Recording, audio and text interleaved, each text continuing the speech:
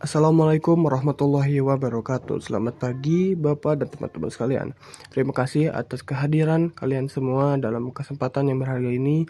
Pada hari ini kita akan membahas salah satu bagian penting dari sejarah perjuangan bangsa kita, yaitu Perang Tondano I dan Perlawanan Patimura. Izinkan saya memulai dengan sebuah pertanyaan. Bagaimana bangsa kita mampu melawan penjajah yang begitu menekan dengan sumber daya yang terbatas, namun tetap penuh keberanian?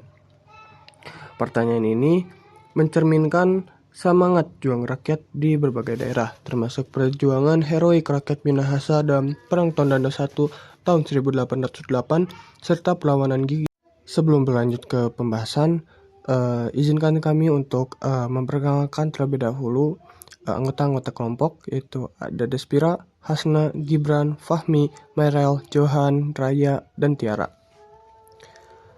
Latar belakang Perang Tondano I yang berlangsung pada tahun 1808 hingga 189 lahir dari berbagai alasan mendalam yang memicu semangat perlawanan rakyat Minahasa, khususnya masyarakat Tondano. Terhadap kolonial Belanda, salah satu faktor utama yang melatar belakangi perlawanan ini adalah penindasan ekonomi yang dilakukan oleh Belanda terhadap masyarakat Minahasa. Belanda menerapkan kebijakan yang menuntut masyarakat setempat untuk membayar pajak kerja untuk kepentingan kolonial. Tekanan ekonomi ini memberatkan kehidupan rakyat. Selain penindasan ekonomi, Belanda juga berusaha menguasai secara penuh aspek politik dan sosial masyarakat Minahasa. Mereka ingin menghapuskan sistem adat dan cara hidup masyarakat Tondano yang telah berlangsung lama, menggantikannya dengan struktur pemerintahan dan kontrol sosial sesuai dengan kepentingan kolonial. Pasukan VOC dipimpin oleh Gubernur Simon Kos berusaha menegakkan monopoli dengan menyerang wilayah Tondano. Masyarakat Minahasa, khususnya dari Tondano, membangun benteng-benteng pertahanan strategis di sekitar Danau Tondano dan menggunakan taktik gerilya untuk melawan tentara Belanda. Meskipun VOC mengalami kesulitan dan banyak yang gugur, pasukan Minahasa juga mulai kelelahan akibat kurangnya persediaan dan kekuatan yang terus-menerus ditekan oleh bala bantuan VOC. Setelah pertempuran panjang, pasukan Minahasa akhirnya dipaksa menyerah dan VOC berhasil menguasai kembali perdagangan beras. Kekalahan ini menandai berakhirnya Perang Tondano I, namun meninggalkan semangat perlawanan rakyat Minahasa yang gigih dalam mempertahankan hak mereka. Meskipun wilayah tersebut akhirnya berada di bawah kontrol penuh Belanda. Baik, di sini saya akan menjelaskan tentang tokoh pihak Minahasa.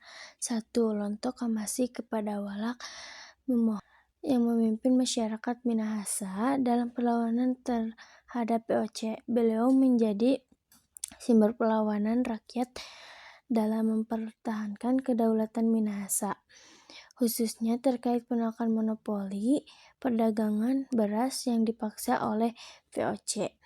Lalu yang kedua ada masyarakat Minahasa. Perlawanan ini melibatkan hampir seluruh rakyat rakyat Minahasa yang bersatu untuk melawan kebijakan referensi Belanda. Mereka membangun strategi perlahan termasuk memindahkan pemukiman di sekitar Danau Tondano. Lalu ada tokoh-tokoh pihak Belanda. 1. Ada Sinom Kos, Gubernur VOC yang bertanggung jawab atas operasi militer melawan rakyat Minahasa. Ia menggunakan taktik seperti membendung sungai Tembaran untuk merendah pertahanan dan menggusur rakyat. Yang kedua ada pasukan POC.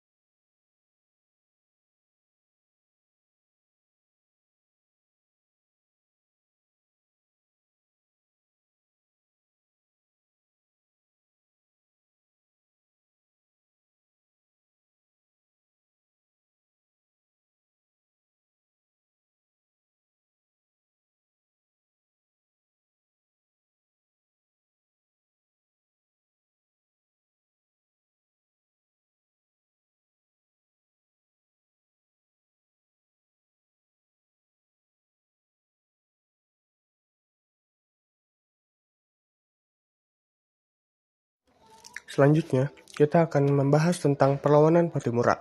Latar belakang, Perang Pattimura disebabkan oleh beberapa hal.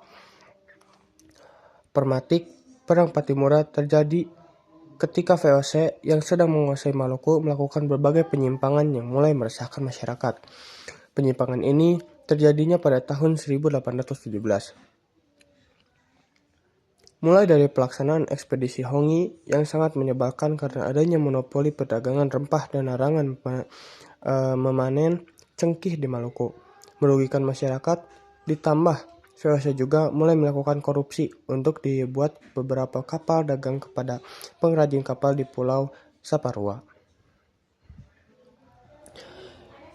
Dia bayarnya kurang dan terlambat. Pemerintah kolonial juga gagal dalam membendung keresahan masyarakat Maluku dalam penggunaan uang kertas. Saat itu, uang logam yang masih digunakan masyarakat Maluku perlahan-lahan habis dari peredaran. Masyarakat pun kesulitan dalam mendapatkan alat tukar uang. Rakyat juga dibebankan pajak yang sangat tinggi. Puncaknya, pemuda-pemuda Maluku dipaksa untuk menjadi soldadu atau anggota tentara VOC di Jawa. Mereka diangkut secara paksa dengan dalih sebagai anggota milisi. Masyarakat menganggap pekerjaan soldadu adalah hukuman buangan, yang otomatis pada menolak keresahan ini dibaca oleh Thomas Matulesi atau dikenal sebagai Pattimura, yang kemudian diangkat menjadi seorang kapitan. Pattimura adalah seorang mantan sersan militer Inggris di Ambon. Tentunya ia menggunakan pengalamannya dalam strategi militer untuk dapat memimpin serangan ke pos-pos Belanda.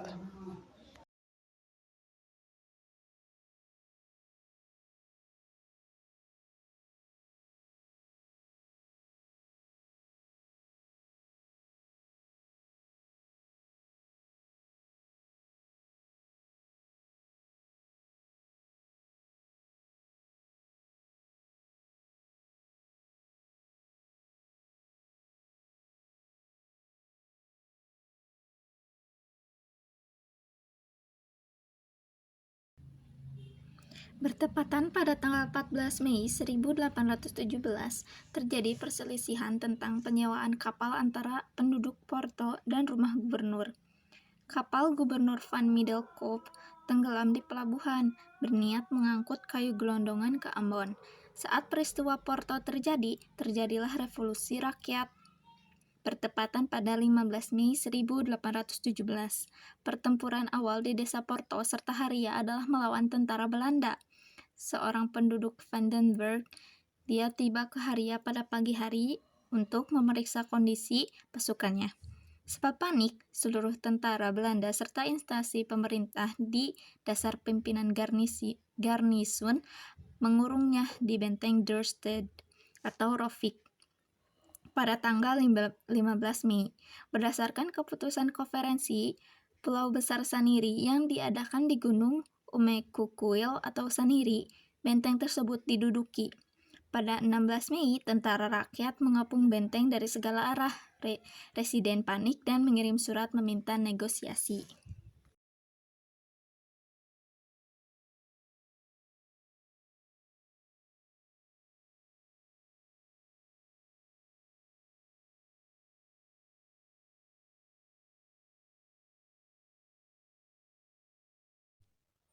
Namun, Pattimura yang baru tiba di markas Haria menolak setelah membahas strategi dan taktik penyerangan dengan sekutu. Pattimura memberi isyarat di pesisir Kandy. Martha Christina Tiahahu berada di garis depan. Semangat juang. Mariam Duurstede tidak bisa menghentikan serangan sengit tentara rakyat. Kemudian tentara membajak benteng, lalu tangga bambu yang